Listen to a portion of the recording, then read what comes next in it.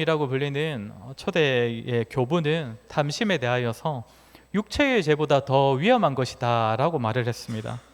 육체의 욕구는 때때로 만족시킬 수가 있고 또 육체의 죄는 때때로 억제할 수가 있지만 이 담심은 도무지 제어가 되지 않고 또 한계가 없다는 이유 때문이었습니다. 그리고 종교개혁자 루터는 이 담심에 대한 계명을 도덕적으로 훌륭하고 또 정직한 성도들을 위한 계명이다라고 말을 했습니다. 다시 말해 스스로를 난 잘 살고 있다, 스스로를 의롭다고 여기는 그러한 성도들의 그 생각을 깨트리는 계명이 담심에 대한 계명이라는 것입니다. 자, 담심에 대하여서는 다른 여러 종교들도 나쁜 것이라고 지적을 합니다. 특히 불교는 담심을 버리고 마음을 비워내라면서 이 무소유 또 인생무상을 말하는데, 성경은 다른 종교들보다 이 담심에 대하여 훨씬 더 무겁고 무서운 죄라고 가르침을 줍니다. 사실상 사람을 타락하게 만든 그 원죄의 출발이 담심이기 때문입니다.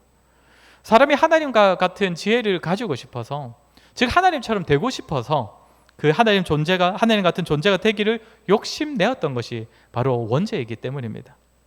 그리고 사람들은 본성적으로 마음에 다 담심을 가지고 있습니다. 우리가 어린아이들을 보면 그 담심이 모든 사람들에게 본성적으로 자리 잡고 있다는 것을 바로 알아챌 수 있지 않습니까? 자기가 조금만 부러워할 만한 어떤 것을 가지고 있는 사람 것이 보이면 마치 자기 것인 것처럼 빼앗고 싶어하는 그런 모습을 어린아이들에게서 볼 수가 있는데, 이런 것은 사람이 정말 본성적으로 담심을 가지고 있다는 그 사실을 잘 보여주는 것이죠. 이렇게 사람들의 마음속에는 본성적으로 담심이 자리 잡고 있는데, 갈수록 이 사회가 사람들이 가진 담심을 더욱 자극시키고 있습니다. 자본주의, 물질주의, 또 소비주의의 문화가 사람들 속에 있는 이 담심을 더더욱 충동질하고 있다는 것입니다. 예전에 있었던 광고 중에 그런 것이 있었죠. 여러분 부자 되세요라고 했던, 젊은 사람들은 잘 모르는 것 같은데 그런 광고 있었습니다. 근데 무슨 광고였는지 기억은 나십니까? 저는 그게 어떤 광고였는지 지금 사실 기억이 나지 않습니다. 근데 어쨌든 핵심은 무엇입니까? 그 광고에 나오는 무엇인가를 따라하면 부자가 될 수 있다. 그리고 여자분들이 부자가 되는 것이 당연한 것이다, 그것이 행복한 것이다 라면서 마땅히 현재 있는 것보다 좀 더 많은 것을 욕심내게 만드는 그런 것들을 적절히 자극시키는 것이 이 사회의 모습이라는 것입니다. 그렇게 우리가 본성적으로 가지는 담심, 그리고 이러한 사회의 현실 가운데 우리가 어떻게 이 10번째 계명의 가르침을 따라야 할지를 돌아볼 수 있어야 할 것입니다. 오늘 말씀드릴 것은 크게 3가지입니다. 먼저는 성경이 가르치는 담심의 의미를 말씀드릴 것이고, 두 번째는 성경이 말하는 이 담심의 위험성이 무엇인지를 같이 살필 것입니다. 그리고 마지막으로는 이 담심을 이길 수 있는 성경의 가르침을 우리가 함께 살피도록 하겠습니다. 먼저 성경이 말하는 담심이 무엇인가입니다. 10번째 계명은 직접적으로 마음의 문제를 다루고 있습니다. 물론 앞의 계명들도 좀 더 넓은 차원의 의미를 살피다면 다 마음의 문제를 건든다라고 했었는데, 10번째 계명 그 내용 자체가 마음에 대한 부분을 지적하고 있다는 것입니다. 내 이웃의 집을 탐내지 말라, 이 담심에 대한 것이죠.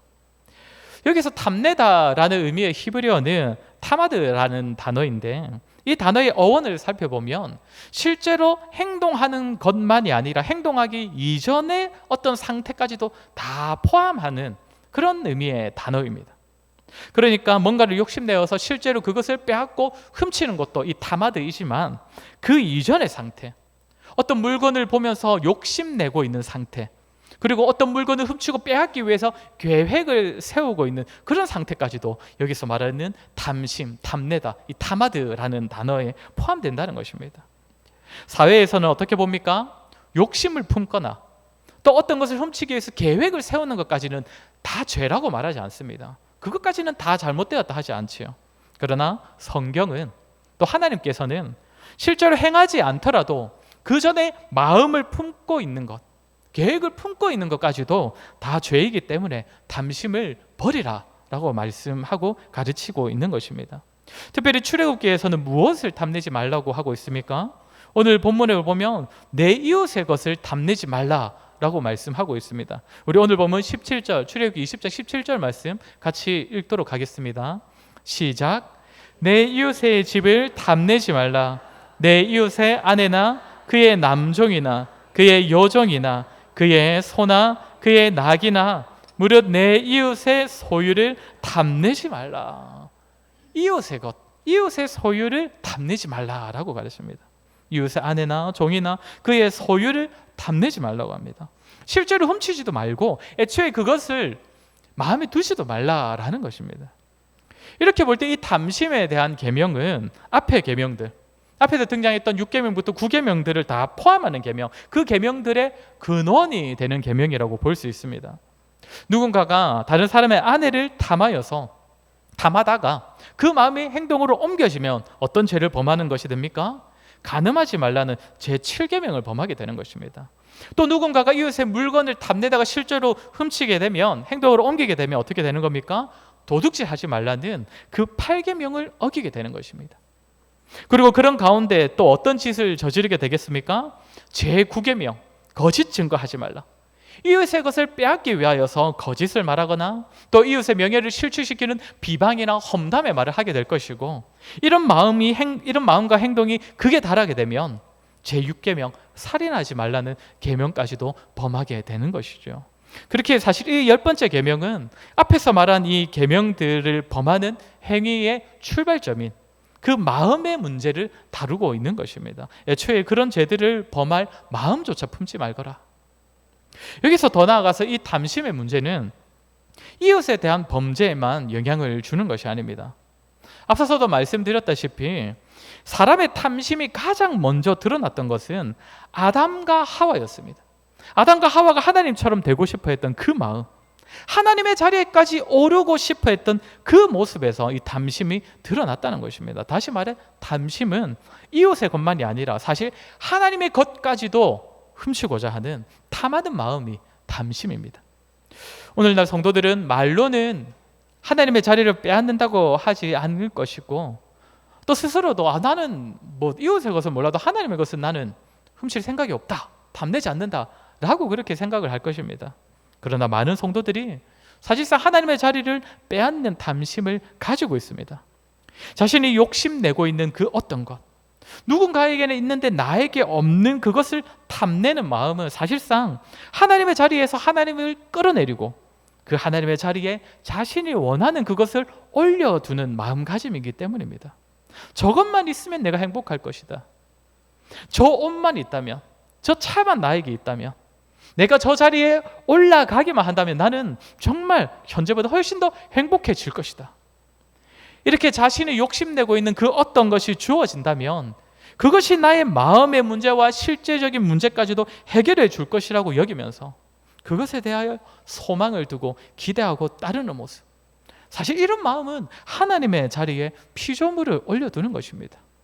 그렇기 때문에 바울은 탐심에 대하여서 뭐라고 말을 하느냐, 우리 골로새서 3장 5절 말씀을 같이 읽도록 하겠습니다. 골로새서 3장 5절입니다. 시작.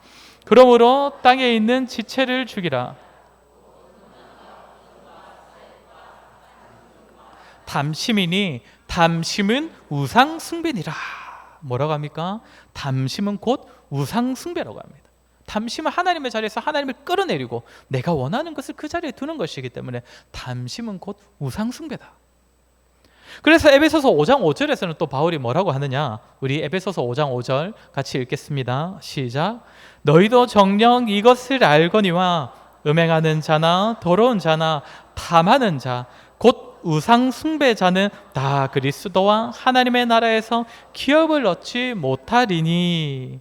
에베소서에서는 뭐라고 합니까? 탐하는 자는 누구라고 합니까? 곧 우상 숭배자다라고 말합니다.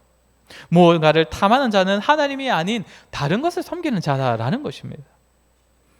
이렇게 성경은 탐심은 다른 계명을 다 범하는 근원이 되고, 또 탐심은 곧 우상 숭배라고 하면서 이 탐심이 무겁고 무서운 죄라고 가르치고 있는데, 그러면 두 번째로 이 탐심이 위험한 이유가 무엇이냐면 사람들이 이 죄에 대하여서 너무 경각심을 가지지 않기 때문입니다. 스스로를 한번 돌아보시기 바랍니다. 우리 마음 가운데 뭔가 욕심나는 것이 없는 분 계십니까? 다른 사람이 가진 것이나 다른 사람은 이미 누리고 있는 것을 보면서, 다른 사람이 이미 올라가 있는 그 자리를 보면서 나도 저 자리에 가고 싶다, 나도 저것을 얻고 싶다. 때로는 다른 사람의 자녀에 대한 부분까지 부러워하지 않는 분 계십니까? 그런데 여기서 더 나아가서 그런 마음을 품고 있는 그 자체를 죄라고 여기고 계신 분 계십니까? 내가 뭐 어떻게 해보려고 행동에 옮긴 것도 아니고, 실제로 내가 그것을 훔쳐내는 것도 아니고, 그저 내가 내 마음에 품고 있는 정도인데 이것이 무슨 죄냐? 성도님도 어떠십니까? 저도 좀 그렇게 생각하는 편인 것 같은데, 마음에 있는 탐심, 이 욕심을 그저 나의 마음 상태 정도로 여기면서 죄로 여기지 못하는 그런 우리의 모습은 아니냐는 것입니다. 그런데 성경은 이 탐심을, 마음에만 존재하고 있더라도 이 탐심을 상당히 심각한 것으로 가르친다는 것입니다. 야고보서 1장 14절 15절 말씀 우리 한번 같이 읽도록 하겠습니다. 야고보서 1장 14절 15절 말씀입니다. 시작. 오직 각 사람이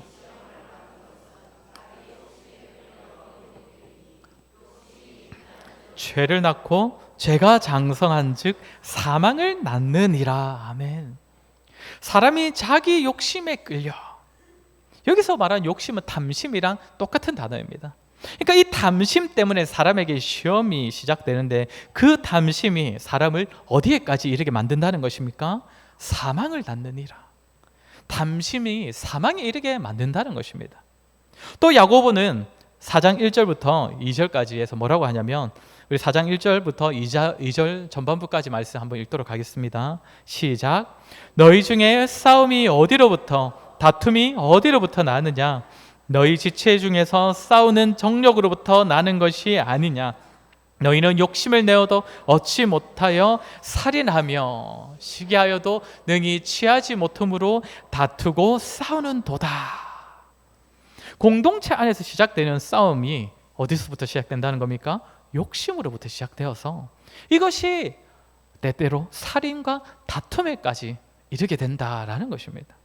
그러니까 야고보서 저자는 탐심은 남들을 죽게 만들기도 하고, 더 나아가 자기 자신도 사망에 이르게 만드는 무서운 죄라는 것입니다. 아시다시피 성경에는 탐심 때문에 망하게 되는 자들의 이야기가 종종 등장하고 있습니다. 여호수아 7장을 보면 아간의 이야기가 나오는데, 아간은 탐심으로 인하여서 다른 사람도 죽게 만들고 결국에 자기 자신도 죽음에 이르게 되지요. 지난번에도 말씀드렸던 열왕기상 18장에 나오는 21장입니다. 아합의 이야기. 아합이 나봇의 포도원을 탐하여서 그것을 뺏게 되는데, 그 결과가 어떻게 됩니까? 아합 자신은 나봇을 죽게 만들고 자신도 하나님의 저주의 말씀에 따라 그 마지막에 비참한 죽음을 맞이하게 됩니다. 신약 성경에도 비슷한 이야기가 있지 않습니까? 사도행전 5장에 나오는 아나니아와 삽비라 이야기. 그들도 탐심 때문에 결국 죽음이라는 심판을 받게 됩니다. 이렇게 사람에게 있는 탐심은 보이지 않는 마음의 상태일 뿐이라도 아주 무서운 결과를 낳기 때문에 우리는 이 탐심을 조심해야 된다라고 성경이 가르치고 있는데, 여기서 또 하나의 문제는 무엇이냐면 사람들이 자신의 탐심을 잘 발견하지 못한다는 것입니다. 예수님께서 말씀하신 예가 하나 있습니다. 누가복음 12장을 보시면 예수님께서 어리석은 부자의 이야기를 비유로 하나 말씀하시는 내용이 나옵니다. 어리석은 부자의 이야기를 비유로 드시는데, 근데 이 말씀을 하시는 데에는 배경이 하나 등장합니다. 한 사람이 예수님을 찾아와서 예수님께 뭔가 하나를 요청을 하는 이야기가 먼저 나오는데, 누가복음 12장 13절 14절 말씀 우리 같이 읽도록 하겠습니다. 시작. 무리 중에 한 사람이 이르되 선생님, 내 형을 명하여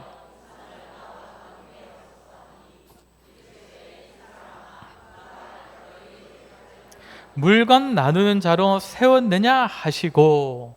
한 사람이 예수님을 찾아와서 무엇을 요청합니까? 예수님, 제 형한테 말씀하셔서 유산을 좀 공평하게 저하고 나눌 수 있도록 예수님께서 좀 말씀을 해 주십시오 라고 합니다. 아마도 이 사람의 형이 이 동생에게 부모의 유산을 하나도 나눠주지 않았거나 아니면 정말 터무니없을 정도로 조금만 나누어 주었기 때문일 것입니다. 그러니까 공평하게 좀 나누라고 예수님께서 가르침을 주십시오, 말씀 좀 해주십시오 라는 것이죠. 그런데 예수님께서 뭐라고 대답하십니까? 이 사람아, 누가 나를 너희의 재판장이나 물건 나누는 자로 세웠느냐라고 말씀하시면서 이 요청을 거절하십니다. 그런데 생각을 해보면 이 사람의 요청이 정당하지 못한 요청은 아닌 것 같지 않습니까? 공평이 이루어지게 해달라라는 그 요청인데 예수님께서는 이 부탁을 거절하셨다는 것이죠. 그러고는 예수님께서 이어서 비유로 하시는 말씀이 무엇이냐면 어리석은 부자 이야기입니다. 한 부자가 자기 밭에 있는 소출이 계속적으로 풍성하여서 자기 곡간에 그 곡식을 다 채워도 그 곡식들을 다 채우지 못할 정도인 겁니다. 그 곡간이 너무 작아서. 그래서 이 곡간을 내가 헐고 다시 크게 곡간을 짓겠다라고 마음을 먹습니다. 그래하여서 그곳에 곡식을 더 많이 쌓아둘 것인데 그러면 이것으로 인하여서 내 영혼은 아주 평안할 것이고 나는 평생 먹고 마시고 즐거워하게 될 것이다. 이런 생각을 합니다. 그런데 하나님께서 이 부자에게 하시는 말씀이 무엇이냐면 어리석은 자여라는 겁니다. 누가복음 12장 20절 21절 말씀 같이 읽도록 하겠습니다. 누가복음 12장 20절 21절입니다. 시작. 하나님을 이르시되 어리석은 자여 오늘 밤에 누구의 것이 되겠느냐 하셨으니 자기를 위하여 재물을 쌓아두고 하나님께 대하여 부요하지 못한 자가 이와 같으니라. 아멘. 물질의 마음을 다 빼앗긴 채 탐심으로 가득하여서 모으고 쌓고 그렇게 곡간을 다시 헐고 더 크게 짓고 또 모으고 쌓고 그것으로 인하여 자기 영혼이 평안할 것이다 라고 생각하는 그 사람에게 하나님께서는 어리석은 자여라고 말씀하신다는 것입니다. 이것이 예수님께서 하신 비유의 말씀이신데 예수님을 찾아온 그 사람의 이야기와 이 어리석은 부자의 비유 이야기 사이에 있는 구절이 무엇이냐면 누가복음 12장 5절 15절 말씀입니다. 우리 한번 같이 읽도록 하겠습니다. 누가복음 12장 15절 말씀입니다. 시작. 그들에게 이르시되 삼가 모든 탐심을 물리치라. 사람의 생명이 그 소유에 넉넉한 데 있지 아니하니라 하시고, 삼가 모든 탐심을 물리치라. 사람의 생명이 그 소유에 넉넉한 데 있지 아니하다라고 말씀하십니다. 예수님께서 지금 형과 유산을 좀 공평하게 나누어 달라며 그렇게 예수님을 찾아온 사람의 요청을 거절하신 후에 이 말씀을 하시고 이 이후에 어리석은 부자의 비유의 말씀을 하셨다는 것입니다. 그러면 지금 예수님을 찾아온 이 사람의 마음에는, 예수님께서 보실 때 이 사람의 마음에는 무엇이 가득하다는 것입니까? 탐심이 가득하다는 것이죠. 그렇게 예수님께서는 자신을 찾아와서 요청하는 이 사람은 마치 누구와 같다라고 말씀하시는 겁니까? 어리석은 부자와 같다라고 말씀하시는 것입니다. 사랑하는 성도 여러분, 이 사람이 예수님을 왜 찾아왔습니까? 왜 예수님께 이런 부탁을 했습니까? 자신의 요청이 정당하다고 느꼈기 때문입니다. 평상시 예수님의 가르침에 따르면 형과 유산을 공평하게 나누게 해달라는 이 요청은 너무나 정당하고 마땅한 것이라고 여겼기 때문입니다. 공평하게 나누게 해주십시오. 그런데 예수님께서는 무엇을 보십니까? 그의 심중에 있는 탐심을 보셨던 것입니다. 외적인 공평이 이루어지는 것에만 마음을 빼앗겨서 자기 속에 있는 그 탐심을 보지 못한 채 자신의 바램과 요청이 탐심이 아니라 정당하고 마땅하고 여기고 있는 그 사람에게 너는 어리석은 부자와 같은 탐심이 너의 안에 있다 라고 예수님께서 가르침을 주신다는 것입니다. 사랑하는 성도 여러분, 예수님을 찾아온 이 사람의 모습이 혹시 저와 여러분과 너무 닮아 있다고 생각하지는 않으십니까? 내 안에 있는 탐심을 바라보지 못하고 내가 품고 있는 이 욕심과 욕망은 탐심이 아니라 정당한 것이고 마땅한 것이라고 탐심을 교묘하게 포장하고 있는 모습은 아니냐는 것입니다. 저 사람이 가진 것 내가 가지지 못할 이유가 있느냐? 저 사람이 누리고 있는 것 당연히 나도 누릴 수 있는 것 아닌가? 저 사람 아무리 생각해봐도 나보다 더 못난 사람인 것 같은데 그러면 내가 저 사람의 위치에 올라가지 못할 이유가 없지 않는가? 또한 이 사람이 예수님을 찾아와서 요청한 것처럼 우리 역시도 하나님께 대하여도 우리의 탐심을 정당화하면서 하나님께 구하고 있는 모습은 아닙니까? 하나님, 제가 이렇게 열심히 살고 있는데 그러면 하나님, 제가 지금 원하는 이걸 나에게 주셔야 하는 것 아닙니까? 하나님, 제가 이렇게 교회를 섬기고 사람들을 챙기고 경건 생활을 열심히 하고 있는데, 그러면 하나님, 나보다 열심히 하지 않는 저 사람보다는 내가 더 잘 되게 하는 거 아닙니까? 내가 저 사람보다 더 열심히 하나님 앞에 살고 있다면 내가 저 사람이 가지고 있는 것 하나님 나에게도 주셔야 하는 것 아닙니까? 이렇게 탐심은 사실 우리 삶의 곳곳에서 드러나고 있는데, 우리는 그것을 탐심으로 여기지 못할 때가 너무나 많이 있는 것 같습니다. 특히 성도된 우리들은 하나님 앞에서도 그런 마음을 가지곤 하기 때문에 더더욱 조심해야 할 것입니다. 우리 디모데전서 6장 5절 6절 말씀을 같이 읽도록 하겠습니다. 디모데전서 6장 5절 6절 말씀입니다. 시작. 마음이 부패하여지고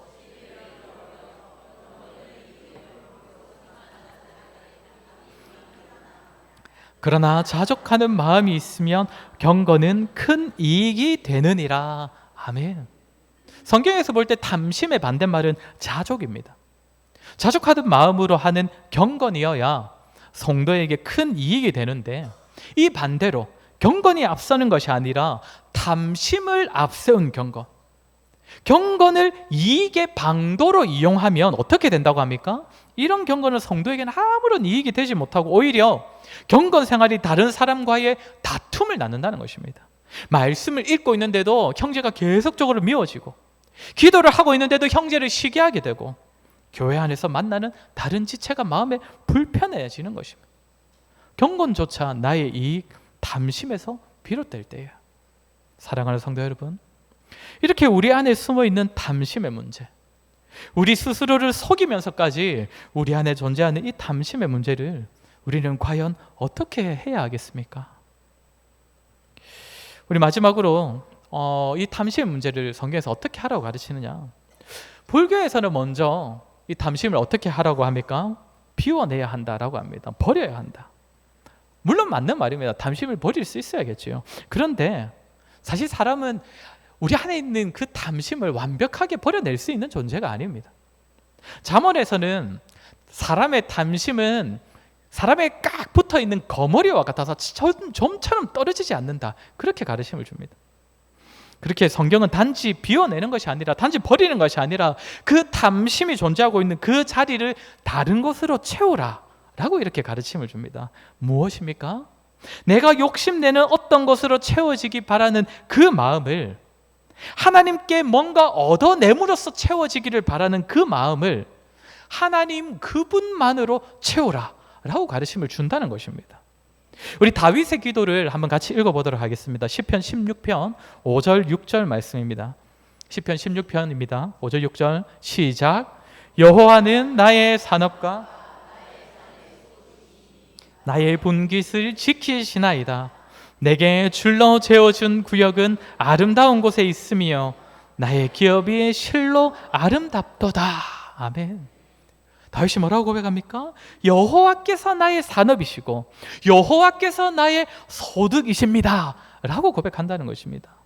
내가 탐하는 그 어떤 것이 나의 소득이 아니라 하나님께서 나에게 계시기에 나는 이미 받을 것 다 받았고 나는 소유할 것 다 소유하고 있다라는 것입니다. 그렇게 다윗은 내가 가진 모든 것은 이미 그 자체로 아름답습니다 라고 고백하는 겁니다. 사랑하는 성도 여러분, 저와 여러분에게도 있어야 할 고백 아니겠습니까? 나에게는 하나님이 계시기에 내가 지금 가지고 있는 이 모든 것은 이미 아름답습니다. 이미 완벽합니다. 이 다윗의 고백은 신약 시대를 살아가는 저와 여러분은 더욱 분명하게 할 수 있는 고백입니다. 왜 그렇습니까? 실제로 하나님께서 자신을 우리에게 주셨기 때문입니다. 예수 그리스도께서 우리에게 오셨고 우리에게 자신을 내어주셨습니다. 그 예수 그리스도의 십자가 사랑을 진실로 믿고 고백하는 자는 하나님께서 나에게 계시다는 사실로 인하여서 자기 안에 있는 탐심을 버리고 하나님으로 그 자리를 채울 수 있다는 것입니다. 이 사실이 실제로 누구에게서 드러났습니까? 성경에 보면 삭개오라는 사람에게서 정말 이 사실이 분명하게 드러났습니다. 누가복음 19장 8절에 기록된 우리 삭개오의 고백을 우리 한번 같이 읽어보도록 하겠습니다. 예수님을 만난 삭개오의 고백입니다. 시작. 삭개오가 서서 주께 여짜오되 주여 보시옵소서. 내 소유의 절반을 가난한 자들에게 주겠사오며 만일 누구의 것을 속여 빼앗은 일이 있으면 내 갑절이나 갚겠나이다. 아멘. 다른 사람을 속여서 등쳐먹는 것이 자기의 업이었던 세리장 삭개오가 예수님을 만남으로써 그 예수님이 자기에게 오셨을 때 어떻게 변화되었습니까? 내가 가지고 있는 이 소유의 절반을 다른 사람들에게 나누어 줄 것이고 나머지 절반으로는 여태까지 내가 다른 사람을 속여서 빼앗은 것에 대하여서 내 갑절로 다시 갚아주겠습니다 라고 하는 것입니다. 탐심으로 살아왔던 삭개오가 예수 그리스도를 만났을 때에 그는 탐심을 버렸습니다. 자기 안에 있던 그 탐심을 이겼습니다. 그 자리에 예수 그리스도께서 들어오셨기 때문입니다. 사랑하는 성도 여러분, 저와 여러분도 이 예수님을 만나지 않았습니까? 예수님께서 우리에게도 찾아오시지 않았습니까?